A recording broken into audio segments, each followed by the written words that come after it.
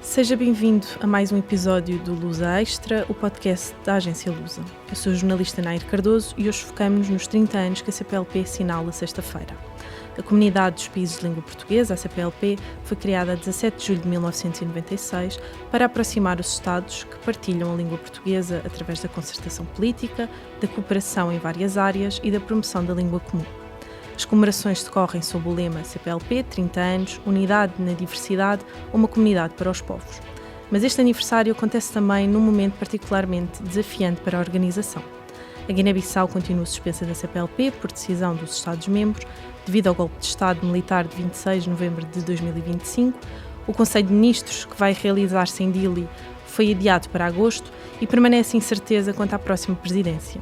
Para percebermos onde está hoje a CPLP, o que conseguiu nestes 30 anos e quais são os seus maiores desafios, tenho comigo Fernando Jorge Cardoso, especialista em assuntos africanos e professor da Universidade Autónoma de Lisboa. Lusa Extra, um podcast da agência Lusa. Passados 30 anos da criação da CPLP, quando olha para a organização hoje, considera que ela tem cumprido a missão e os objetivos para a qual foi criada, ou o bilateralismo entre as nações tem sobreposto? A minha resposta é dupla. Começo pelo fim dizendo que o bilateralismo entre as nações continua a ser essencial no relacionamento entre o conjunto dos países. No entanto, a criação da CPLP teve o efeito de conseguir algum tipo de concertação de natureza política ou diplomática digamos, de se tornar uma espécie de âncora, eu não vou dizer que seja uma âncora necessária, mas uma pequenina âncora que veio acrescentar-se às duas outras grandes âncoras que ligam estes países todos e que têm a ver com os passados históricos, com a língua e com as relações que cada um deles empreendeu com os outros após as respectivas independências. E professor, onde vê hoje quais foram os maiores sucessos que esta organização atingiu e será que podemos considerar que há aspectos onde esta tem falhado? O meu enquadramento é um enquadramento que tem a ver com as expectativas. Se as nossas expectativas forem esperarmos que a CPLP seja algo que ela nunca poderá ser, então, obviamente, vamos ficar desencantados com todo o caminho que a CPLP percorreu. Para ser mais concreto, se nós considerarmos que a CPLP poderia ser uma organização de integração regional, se nós considerarmos que a CPLP poderia ser uma organização de um conjunto de Estados que têm o mesmo idioma e que, por isso, poderiam dar automaticamente tratamento preferencial ou especial aos outros Estados-membros sem tomar em consideração os espaços e os acordos que têm nas regiões onde estão. Se olharmos para isso desta maneira, ficamos obviamente desapontados, porque obviamente que Portugal, por dar um exemplo, Portugal que tem, aliás, que é o país entre os membros da CPLP que está mais avançado do ponto de vista da criação de um visto CPLP, por exemplo, está mais avançado no sentido da rapidez com que assegura a emissão de vistos, incluindo de vistos de residência. Toda essa ação que Portugal faz não tem consequências em termos de mobilidade no espaço Schengen, ou seja, no essencial do espaço da União Europeia. Por outras palavras, mesmo que Portugal assegure, digamos, o direito de residência a um membro, a um cidadão da CPLP, esse direito de residência, se não seguir as premissas que Portugal tem que respeitar relativamente aos seus outros colegas do espaço Schengen, então Portugal tem o direito de o fazer, mas o cidadão que recebe esse visto de residência não pode ultrapassar as fronteiras de Portugal sem pedir um novo visto à Espanha, neste caso, que é o único país que faz fronteira connosco se for por via terrestre. Então,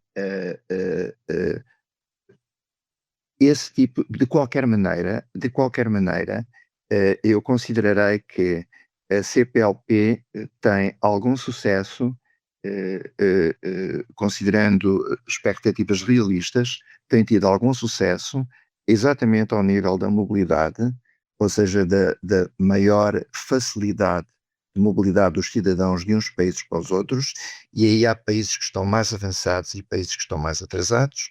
Os países que estão mais avançados na concessão dessa mobilidade, ou na facilitação dessa mobilidade, são Portugal, são Cabo Verde, em segundo lugar, são o Brasil, São Tomé e Príncipe, Moçambique, muito mais atrás, Angola com muitos problemas, Timor-Leste também, embora os problemas de Timor-Leste sejam mais de natureza organizativa, e a Guiné-Bissau muito pouco, e a Guiné Equatorial nada. Portanto, os acordos de mobilidade que existem já há alguns anos têm tido resultados não no sentido de haver uma mobilidade imediata, mas no sentido de haver uma facilitação de vistos de turismo, de vistos de entrada, mesmo de vistos de residência, mais relativamente a uns países do que relativamente a outros. Mas, de qualquer maneira, vamos considerar isso como algo de positivo.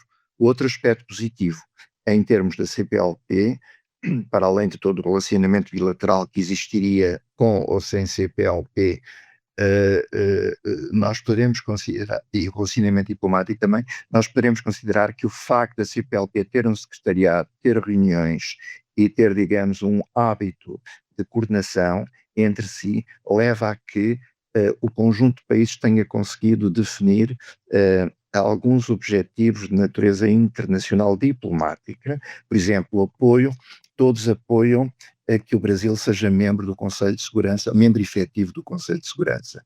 Todos estão de acordo que o Conselho de Segurança das Nações Unidas deve ser alargado, quer os seus membros efetivos, quer os seus membros não efetivos.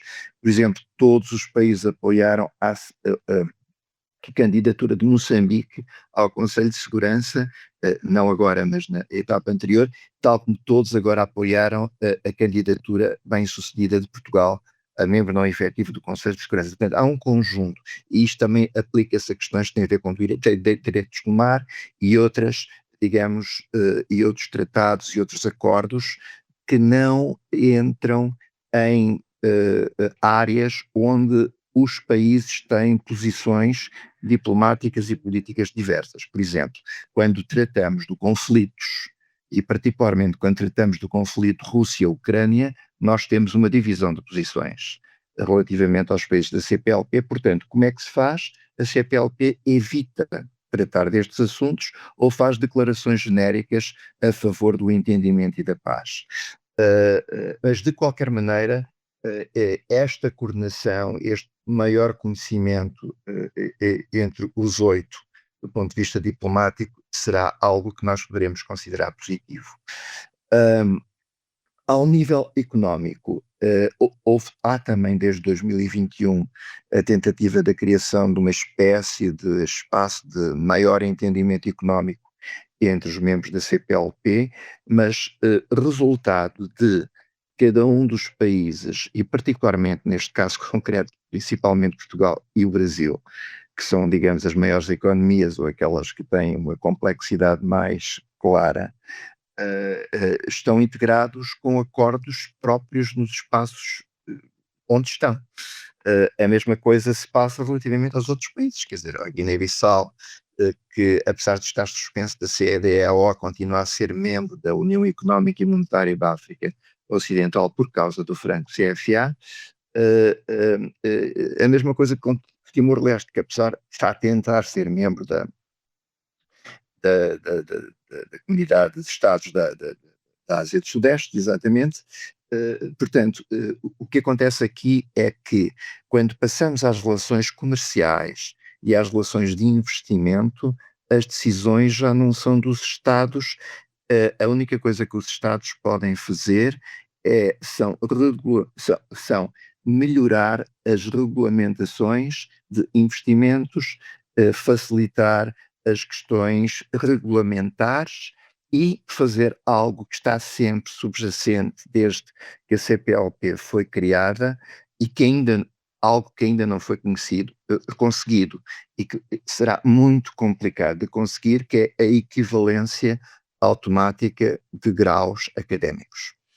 Isso não está conseguido porque, digamos, os países consideram que têm soberania muito forte relativamente a esse assunto e, no caso de Portugal, Portugal, mesmo que o fizesse, também valeria só para Portugal, não valeria para o espaço, digamos, europeu, onde existem, digamos, normas bastante apertadas e que dificultam a entrada de qualquer outro país nesse mesmo espaço.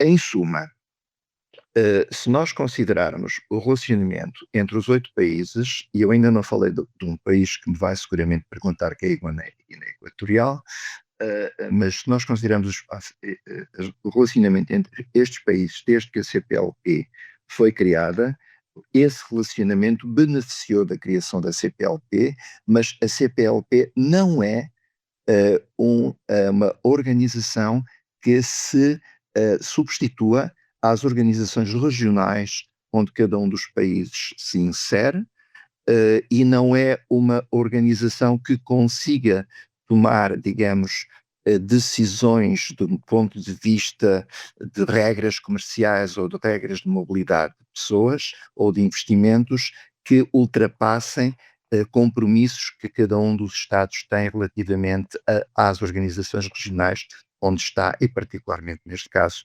Portugal. Antes de avançarmos para a Guiné Equatorial, vou-lhe fazer desde já uma pergunta sobre a Guiné-Bissau. Este aniversário fica inevitavelmente marcado pela suspensão da Guiné-Bissau, algo que nunca tinha acontecido dentro da organização. Apesar de a secretária executiva frisar que a Guiné-Bissau está convidada para as celebrações, pergunto-lhe se isto é incoerente relativamente à suspensão ou se será uma tentativa de reaproximação. É uma tentativa de reaproximação e é um encorajamento para que a junta que tomou o poder o mais rapidamente possível, com observação da CPLP, e não só, realize ou retome, neste caso é realizar outra vez, porque os boletins de voto anteriores foram destruídos, mas realize novamente com supervisão ou com apoio internacional eleições livres.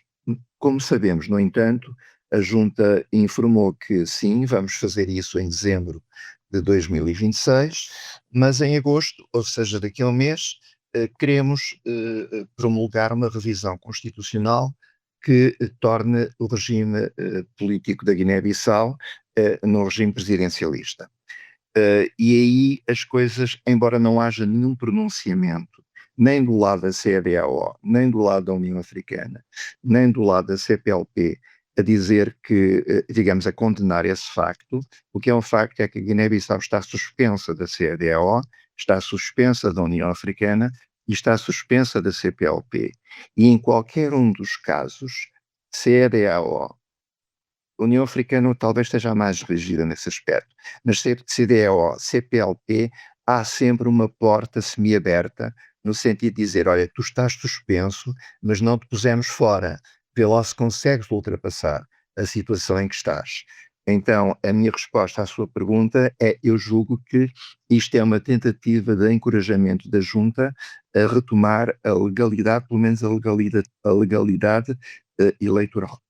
E agora, passando para a Guiné Equatorial, a sua adesão foi sempre muito contestada desde que faz parte da comunidade, desde 2014, por causa da situação dos direitos humanos, particularmente devido à pena de morte que ainda consta na sua Constituição. Na sua opinião, a entrada da Guiné Equatorial fortaleceu ou enfraqueceu a credibilidade política da CPLP?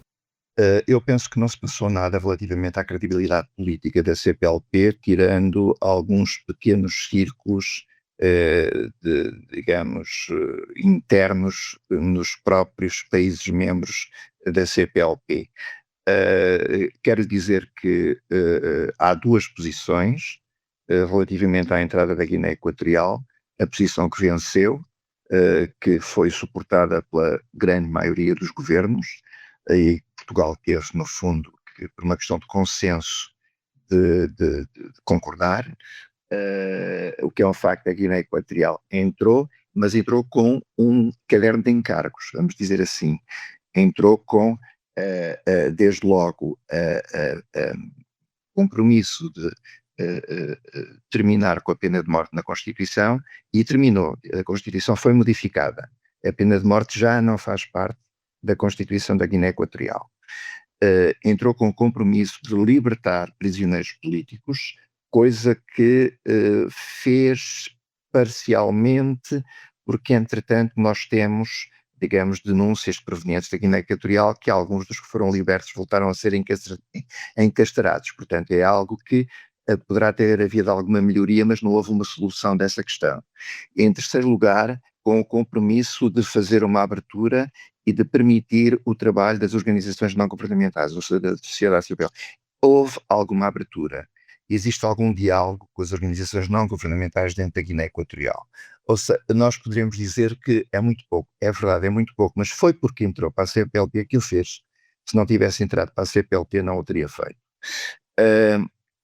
Aquilo que se acusa desde o início, e se sabe desde o início, que a Guiné Equatorial é um regime ditatorial, no fundo o poder tem passado dentro da mesma família de uns para os outros, embora por vezes a família acabe por andar, digamos, desavinda, mas isso resolvendo inclusivamente alguns dos problemas à bala, mas o que é um facto é que essa família está no poder, mantém-se no poder. O que nós poderemos dizer é o seguinte: aqueles que veem como positiva a entrada da Guiné Equatorial na CPLP, entre os quais eu faço parte desses que veem como positiva, é porque houve alguma abertura e porque a Guiné Equatorial acaba por ter que participar e ter que prestar contas, mesmo que depois não cumpra aquilo que diz que vai cumprir. Isto, parecendo que não, a retórica também faz parte da realidade e acaba por influenciar essa mesma realidade. Caso contrário, o regime continuaria seguramente fechado sobre si próprio e não teria que prestar contas a ninguém. Aqueles que estão contra a entrada da Guiné Equatorial na CPLP estão contra a entrada da Guiné Equatorial na CPLP exatamente pelo grosseiro, digamos, não respeito pelos direitos humanos, por regras democráticas, mas a minha questão, já conversamos uma vez sobre isto, Nair, a minha questão relativamente a este aspecto é que os próprios regimes políticos que estão no poder em alguns dos membros da CPLP não são do mesmo género do regime da Guiné Equatorial, mas são regimes que também têm um respeito bastante baixo pelas regras democráticas e pelo respeito dos direitos humanos. Portanto, nós temos visto que, aliás, os casos mais específicos relativamente a isto são Angola e Moçambique, onde, digamos, o mesmo partido sempre governou e sempre que há eleições há acusações de fraude relativamente a essas mesmas eleições e existem pessoas na prisão que, apesar de serem lá mandadas para a prisão por tribunais, não quer dizer que esses tribunais não sejam e são, digamos, de alguma maneira compelidos pelas forças que estão no poder. Portanto, digamos que apontar o dedo à Guiné Equatorial é correto, mas depende um bocado de quem aponta esse dedo. Eu julgo que dentro da CPLP, sem a Guiné Equatorial, vamos considerar temporariamente suspensa a Guiné Equatorial do nosso raciocínio, e eu acho que há muito caminho a percorrer relativamente ao respeito dos direitos humanos e ao respeito das regras democráticas e, digamos, ao cumprimento das regras básicas da alternância de poder, por exemplo, da possibilidade, de facto, de alguns partidos aceitarem que a principal prova que a democracia se instalou no país, democracia significa os eleitores é que decidem quem governa e quem não governa, é neste aspecto que eu estou a falar, não em aspectos mais amplos ou mais profundos daquilo que deve ser um regime democrático. Há alguns países em que não aceitam ainda isto muito bem. E depois temos também o caso da Guiné-Bissau, não é?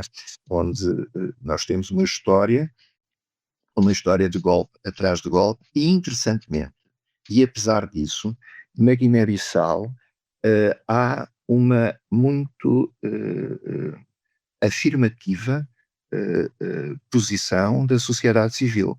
E a razão de ser para a existência de organizações não governamentadas ou organizações de sociedade civil operarem na Guiné-Bissau, guineenses, estou a dizer, tem a ver com o facto de haver apoio internacional a essas mesmas organizações, particularmente do lado da União Europeia. Particular do lado da União Europeia. E Portugal é ouvido dentro da União Europeia como o país que mais sabe, ou que mais tem a obrigação de saber sobre aquilo que politicamente se está a passar na Guiné-Bissau. Portanto, o posicionamento de Portugal é aqui bastante importante relativamente ao apoio que a Guiné-Bissau recebe e que é absolutamente fulcral para o funcionamento do Estado da Guiné-Bissau e que recebe dos parceiros internacionais, desde logo da União Europeia. Portanto, em resumo, a pertença da Guiné Equatorial à CPLP, não, do meu ponto de vista, não teve qualquer impacto relativamente à credibilidade ou ao prestígio da CPLP. Teve um impacto, sim, no sentido de dividir opiniões dentro destes países. Opiniões são pequenas maiorias, mas são minorias, aliás, minorias bastante vocais, que estão, de certa maneira, descontentes pelo facto de um regime tão autoritário, tão ditatorial e tão corrupto como a Guiné Equatorial estar no poder. Mas atenção, eu volto à minha, olhemos para aquilo que se passa nos outros países da CPLP e olhemos para aquilo que se passa do ponto de vista dos indicadores de autoritarismo e dos indicadores de corrupção e se calhar chegamos à conclusão que há muito trabalho de casa a fazer em cada um dos países. Agora já não me refiro à CPLP propriamente dita, mas a cada um dos países que a compõem. E outro tema que está na atualidade da organização tem a ver precisamente com a próxima presidência, que ainda não foi anunciada. Pergunto-lhe se há risco de não se conseguir chegar a um consenso dentro do bloco, sendo que a próxima nação a tomar posse da presidência seria já no próximo ano, em 2027. Em teoria, quem deveria estar na presidência hoje da CPLP seria a Guiné-Bissau. A Guiné-Bissau, entretanto, houve um golpe de Estado.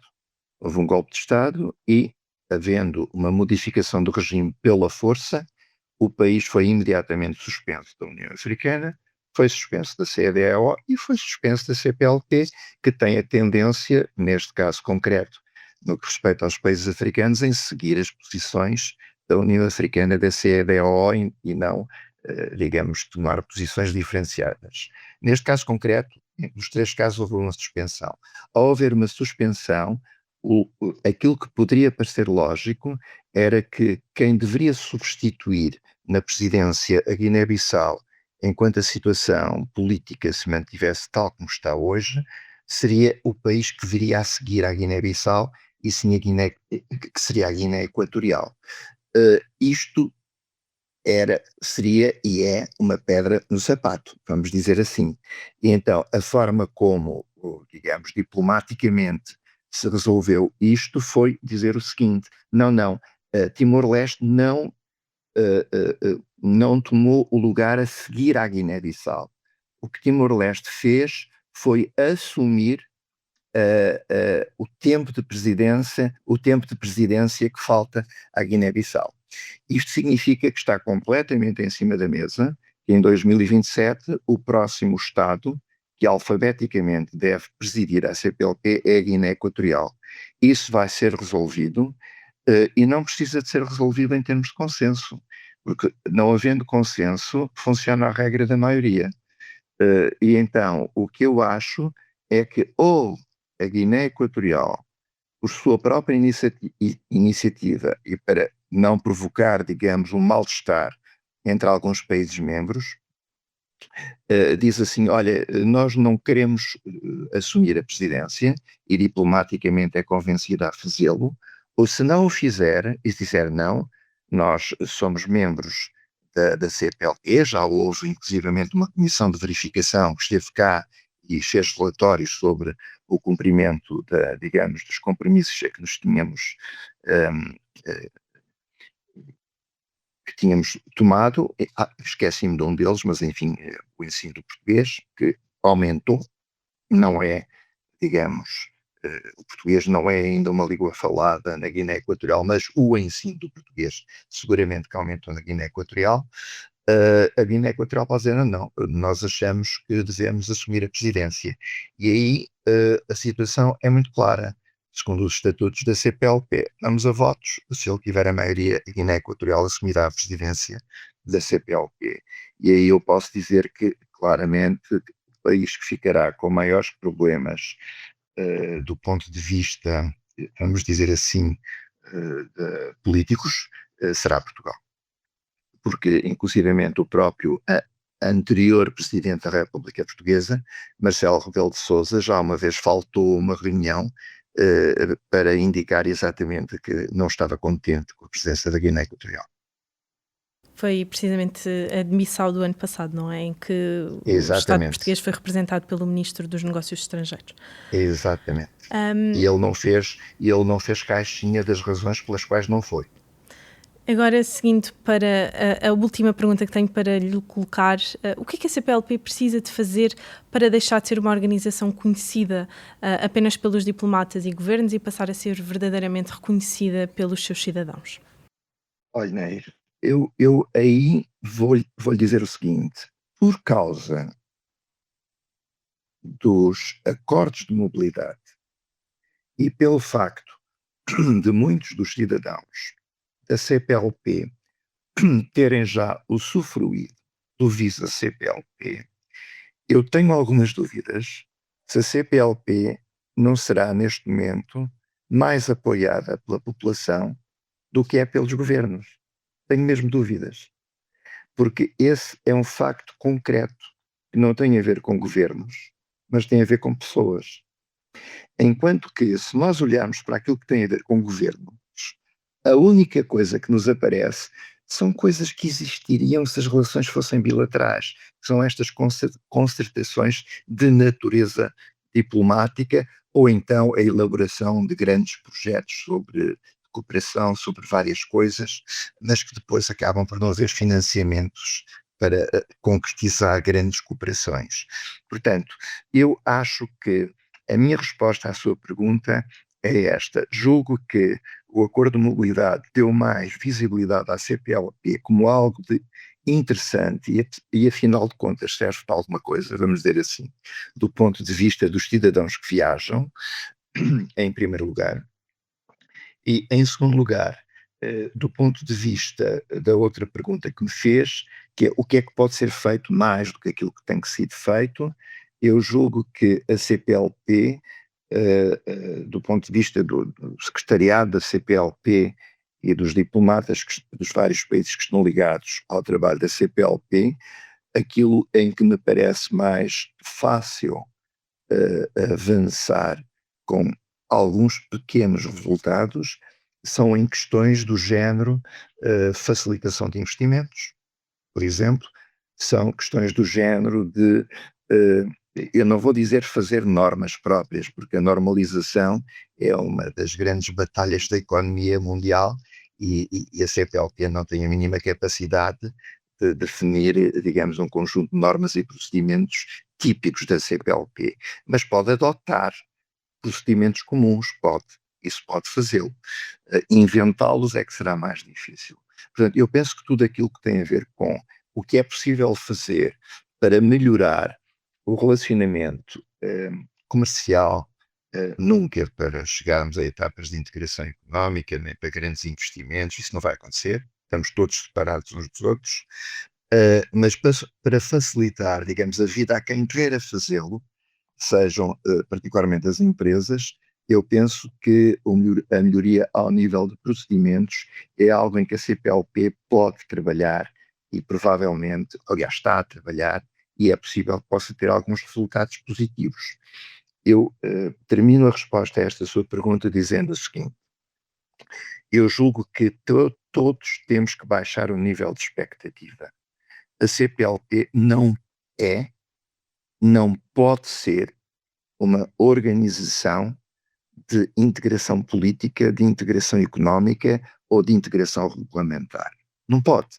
A única coisa que pode ser é uma organização de coordenação, uma organização de facilitação e uma organização que defende, para alguns aspectos, posições comuns em termos globais, não só, digamos, a tentativa, por exemplo, da língua ser uma das línguas das Nações Unidas, português, o que neste momento não é, porque isso implica custos relativamente elevados e também, digamos, não existe um grande entusiasmo por parte de quem não fala português.